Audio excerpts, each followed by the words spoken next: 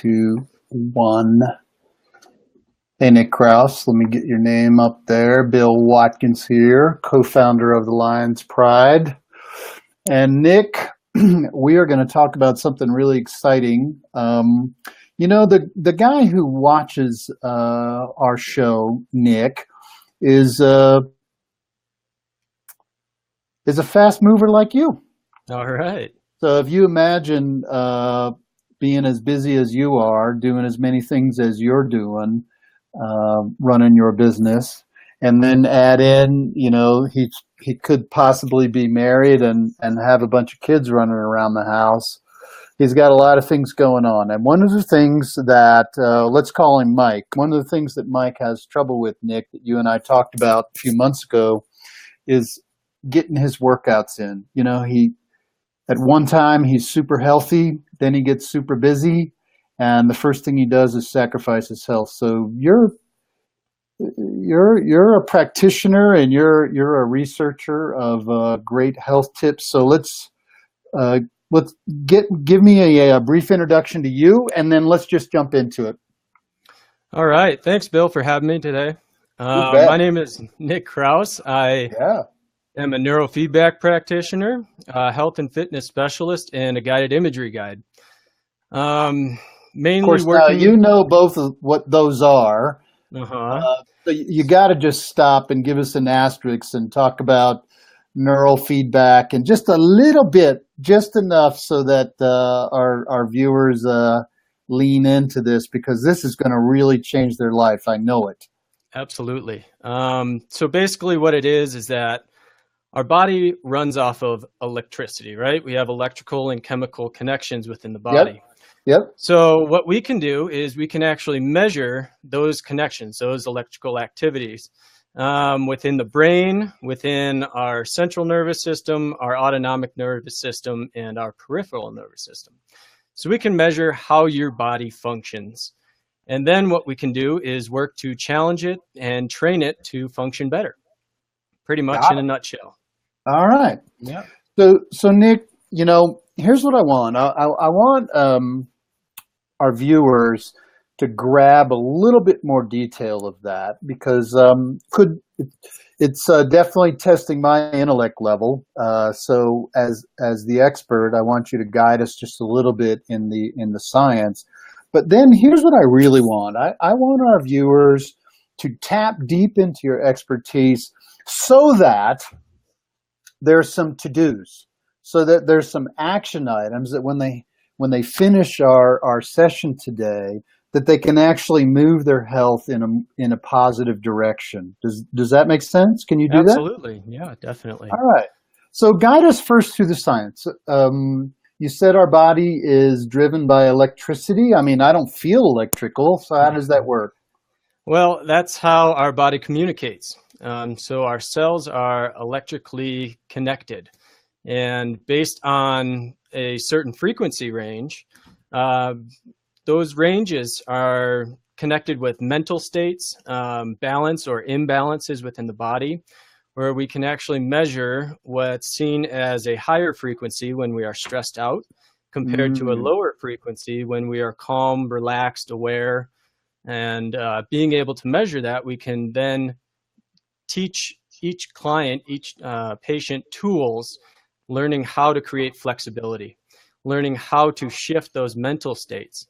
And it's not just our chemical makeup or our electrical makeup. It's actually our thoughts, our actions, how we perceive stress, how we react to stress is a big one. And as you mentioned before, exercise being so important to be able to combat stress, combat the anxiety levels that are building up within our brain, within our nervous system, and actually overdriving our stress systems. Well, Nick, I think our typical viewer, the men that lean heavily into the Lions Pride, are driven, they're high achieving, they're high talent, track record of success, and Nick, they are under intense stress. Absolutely.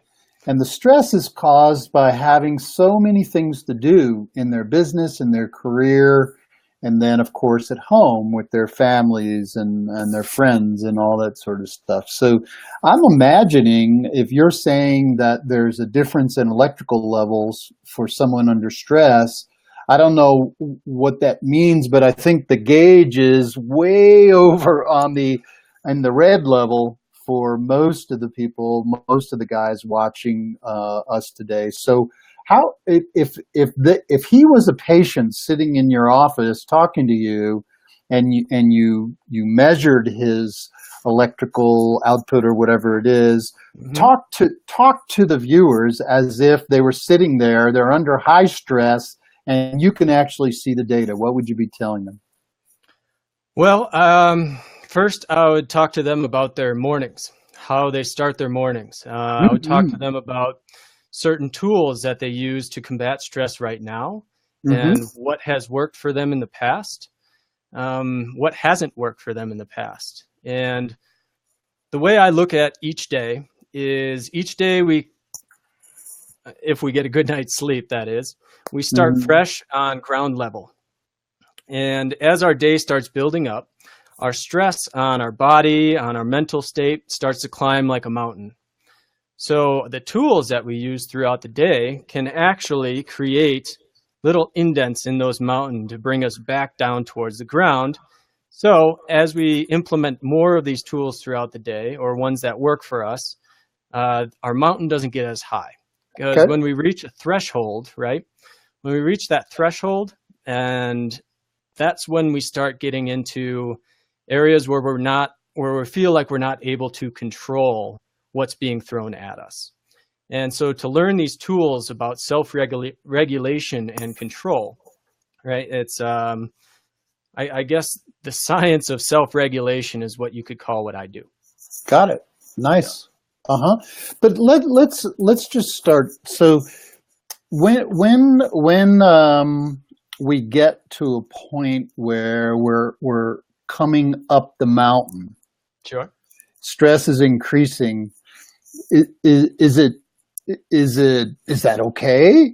I mean, can we is it just that people live like that? That's the way the world is today, or is there a detrimental effect to our health, to our performance of being high up on that stress mountain?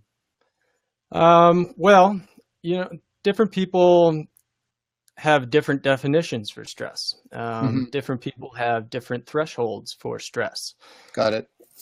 But the body, right? So when we are resonating at these higher frequencies, these stressed out states, we actually release different chemicals, different hormones into the body that can do damage to our tissue. They can cause imbalances in our nervous systems.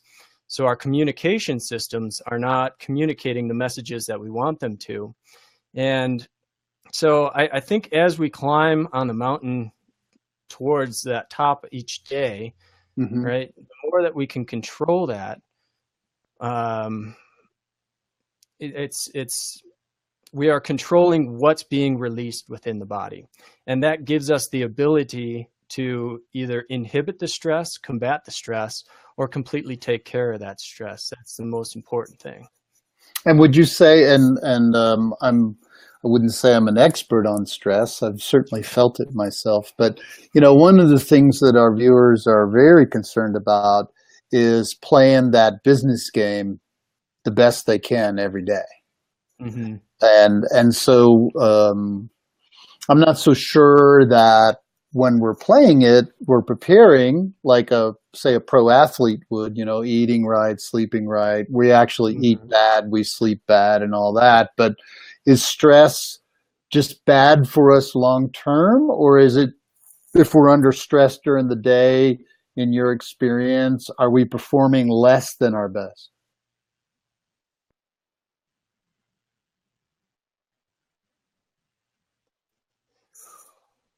Okay, what? Well, some stress is actually good for the body. Uh-huh. Acute stress is what they call it. Yep. And it's because it allows us. Can you hear me? Yep, I can. Go ahead. Oh, we can't hear you there, Bill. Okay. So yeah, as I was saying, some stress is actually, it allows our brain to focus on what we're doing in order for new neural connections to be created. The problem is when it becomes chronic and long term. Got it. When it Okay. becomes chronic and long term,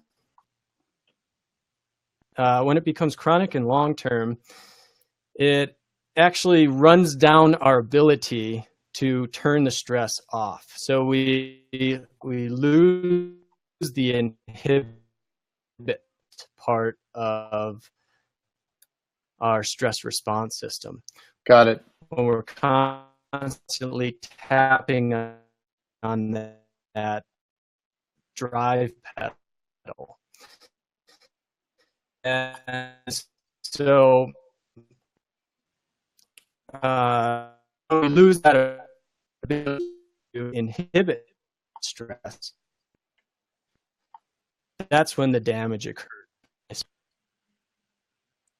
So Nick, you led off by saying that it's important to get a good night's sleep. How would you guide one of your patients in the initial part of establishing their sleep routine? What would you tell them? Well, as most businessmen like to do, they like to take as much of the time that they have during the day to get things done.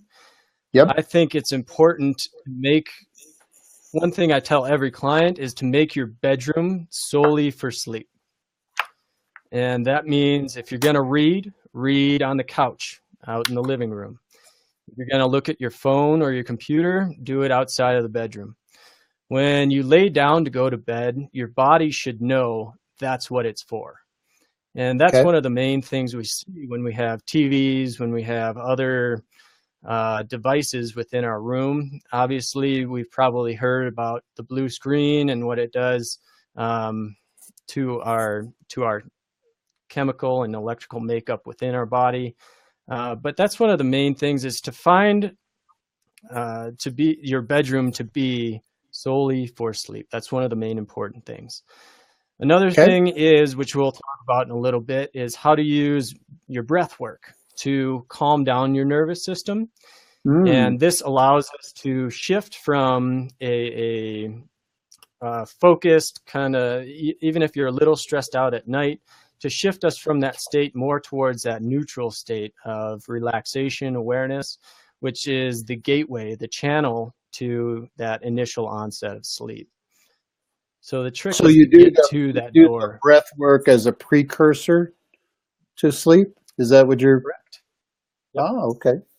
I like that. So it's changing the breath. It's changing the breath a little bit. I'll talk about that in a little bit here. But changing the breath to give what's called our parasympathetic nervous system, which is our rest relaxation nervous system. When our parasympathetic is activated, it allows us to calm down. It calms our nervous system down. It calms our mental activity down, and it allows us to get into that relaxed state in order to sleep. So by just shifting our breath, and at night, it gives that parasympathetic a chance. Whereas we could shift it in the morning to begin our mornings with a little more focus, a little more energy, and to get our mental state right on key before we even start the day. Well, let's talk about that. Sure. Mike has agreed to forgo his electronics, especially in the bedroom, but forgo his electronics as he's getting ready to sleep. He's set up his bedroom just for sleep, so he's taken the TV out, and now he's ready to start sleeping well. And what you're saying is that there's a certain breath technique that he could use, I guess, as he's lying down. So give him that and some quick, easy steps so he can get going. Well, I think the first thing is how to breathe, right? Most of us think when we're taking a deep breath to lift our shoulders up, to push our rib cage out. Yep. And what that's doing is it's contracting the muscles between our ribs. So we're shortening the space for our lungs to fill up. Ideally, we want to keep our shoulders where they're at, nice and relaxed, and breathe down and out through the belly. Okay. And that's the diaphragm. Actually, when it's contracted, it moves down towards the belly button and it creates a vacuum for those lungs to suck air in. Yep. That's the one thing. The second thing, in order to create relaxation at night, the average adult human, the optimal breath for an average adult human is 6 breaths per minute. Now, at 6 breaths per minute, which is 4 seconds in and 6 seconds out, in order to create relaxation.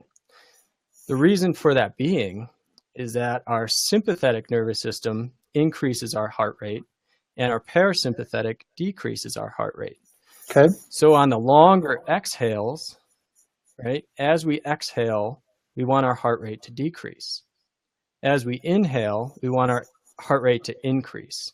Okay. In order for our optimal oxygen intake. Yep. Does that make sense? Sure. And that's creating a balance between the parasympathetic and the sympathetic. So now we're getting these nice waveforms moving up and down simultaneously between the breath and the heart. And that's creating balance within the body.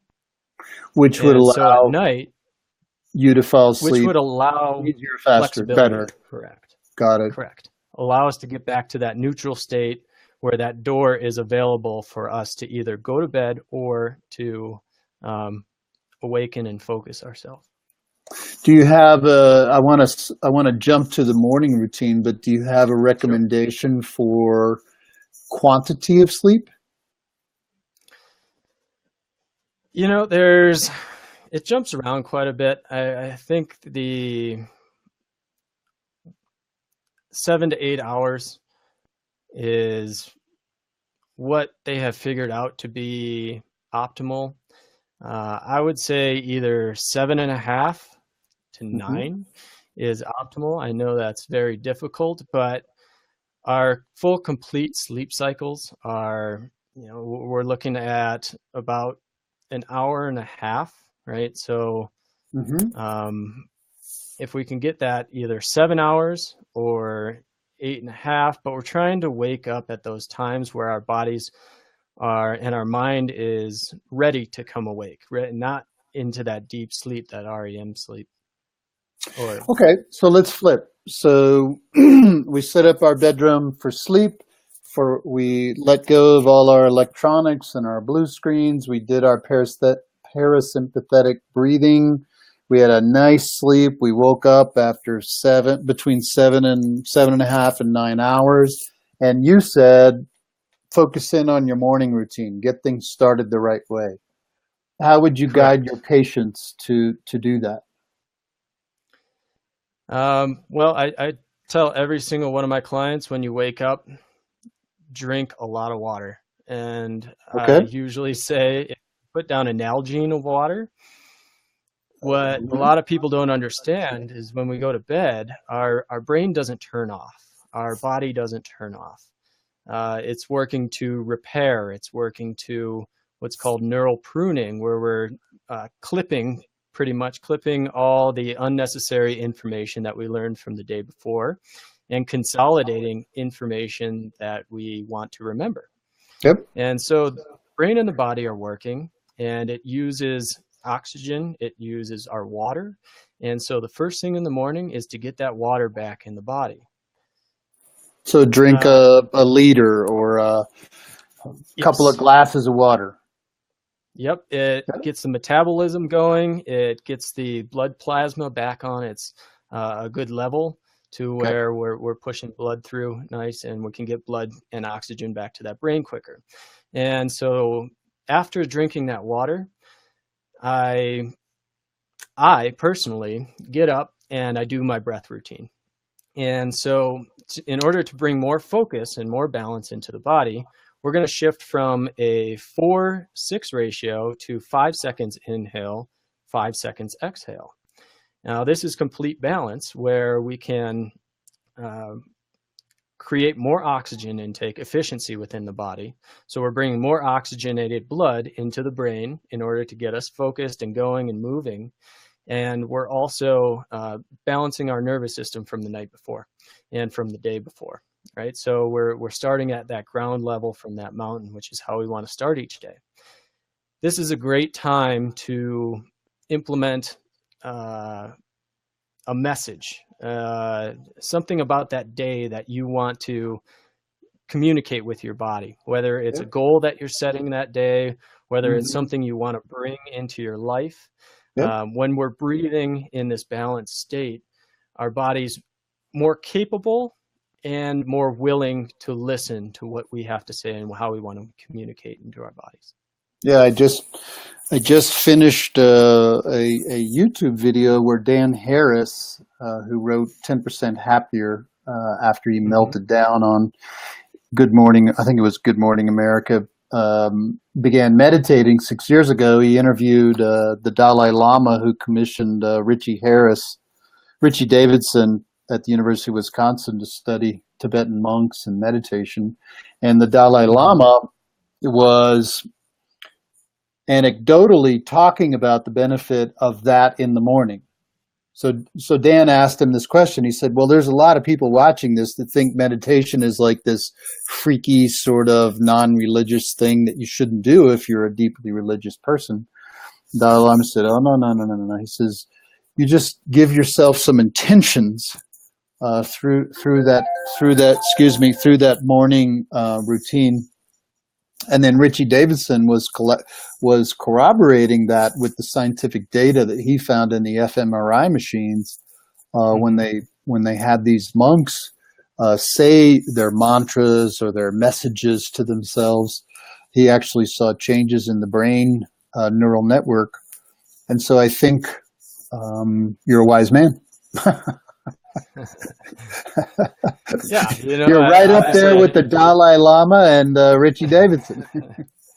Well, I read a lot. I did not come up with all of this, but it does take practice to understand it on a deeper level.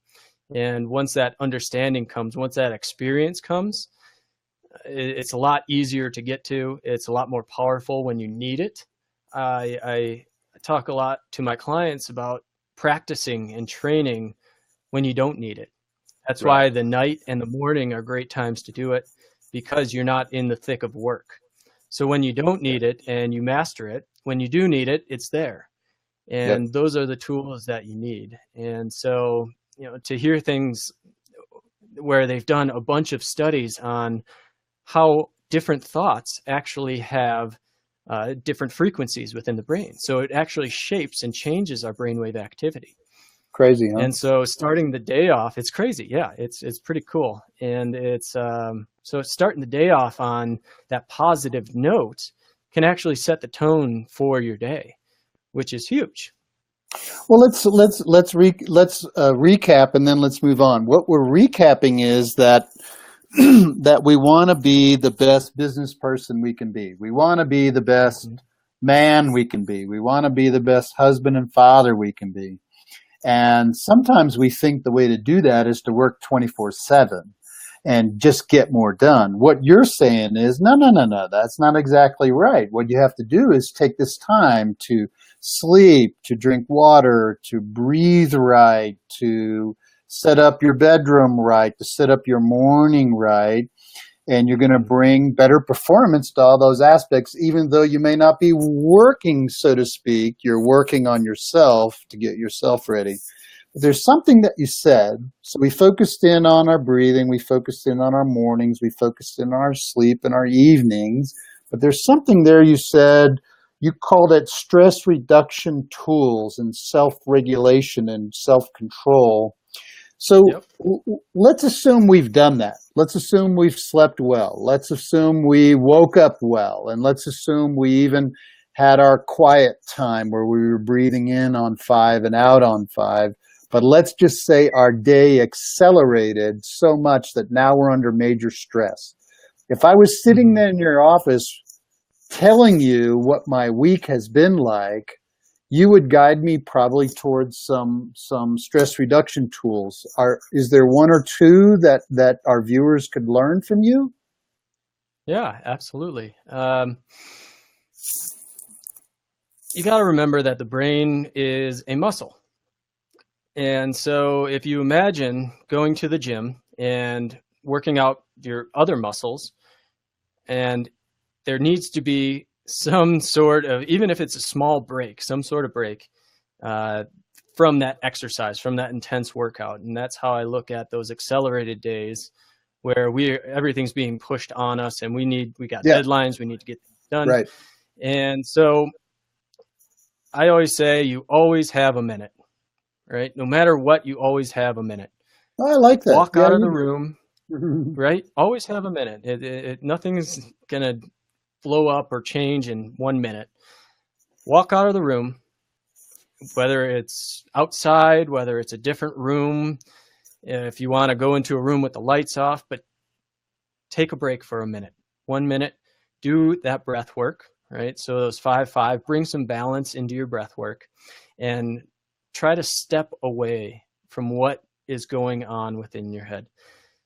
It sounds easy, right? But the more that you practice, the more that you get more experience with this breath work and how it feels when you actually change your breath. You can actually physically feel the difference when you breathe at a different rate. And that is the main key, getting back to that experience, the feeling, not just the thought of it, but the feeling of relaxation, of just like a brief minute to go and just exhale and say, okay, let's reset. Let's get back into what our initial goal was for the day. A lot of times our work can take us on tangents, which I am well aware of, and pull us in these. Not you, directions. You're the Zen ninja master of this. Yeah, but I mean, I've only had my practice for a year now. And so I'm still dealing a lot with bringing everything together, sure. And it's everyone gets stressed out. Everyone gets anxious. I'm not saying you're not going to do that if you do these things, right? That's the realistic point of view. But how you respond to them is what the difference is. Got it. So another tactic that you can do is turn your attention towards your response. And then ask yourself a few questions, right? Is this response helping me right now? Is this response going to help solve this situation? Right? And is this response realistic? And then, from those answers, 3 simple questions, you can ask more questions too, but just getting a different perspective, right? Yep. Taking our seat right here, where we've been working, what we've been doing, what we've been kind of horse blinders on, and stepping to the side and looking at it differently. And then getting back to that initial goal in the morning. Well, good. Well, Nick, you're a wise man. I don't know how you have learned all of this, but you're a key contributor to I can see the performance and perhaps the health, vitality, and longevity of your patients and our audience now. So I know you're located in Jackson, Wyoming. How would, if our viewers wanted to contact you, how would they reach you? And when they did reach you, what would they find? What are you doing at your practice? Well, I'm currently setting up a program, one that's going to be online connected, and I'm setting up a podcast. Where tips, tricks, tools, talking with a lot of leaders in the industry with neurofeedback, biofeedback, guided imagery, and doing some guided visualizations of my own. And so that's one thing where you can grab tools. I'm going to be putting all that stuff out here pretty soon. Another way to reach me is an email, Nick@Neurologic, ALOGICJH.com. Okay. And another way, I've been doing online sessions as well, where I can meet via Skype or whatever type of video software that you use. I can make that work as well. And visualization is a big one. I work with a lot of clients on visualization work. It is the communication with our subtle mind, with our subtle dreams, desires, goals, and to really get down into some of those areas that don't have as much light on as what we give attention to. So visualization work, I say, is probably the most powerful thing I do, to be honest, because it's real. It's like talking to a best friend. You know, yourself isn't going to lie to you. It's going to tell you what you want to, or what you need to hear, not what you want to hear. And also, just further training. Like I said, I'm going to be building up my website a bit here soon. It's funny, I opened up my business kind of planning on getting all of that together, and business just started rolling in, and it's been great since. And so other things have been put a little bit aside since then. Don't worry about it. It's time to come back around, and as long as you're helping people, that's the thing. So Nick, here's what I want you to do, if you would. I'm going to put in the comments of this live cast your email and your website. So when we hang up here, make sure you send that to me separately so I can make sure I get accurate information there. And viewers, this is the kind of professional that you need on your team. Nick can help you virtually. Visualization and breath and stress reduction tools. And if you're like all the men in the Lion's Pride, except for the men who might be here for years, you are under stress, and it's typical. You're part of a big club, but as Nick told you, for your health and for your performance, you want to manage that stress in a more productive way, starting with sleep, starting with your morning routine, starting with breath, starting with water. And Nick's the man who can either jumpstart it or who can encourage you along the way once you get jump-started. So I want you to connect with Nick. Nick, make it easy for them to contact you, so send me that stuff. Okay. Thanks a lot for watching today out there, Lions.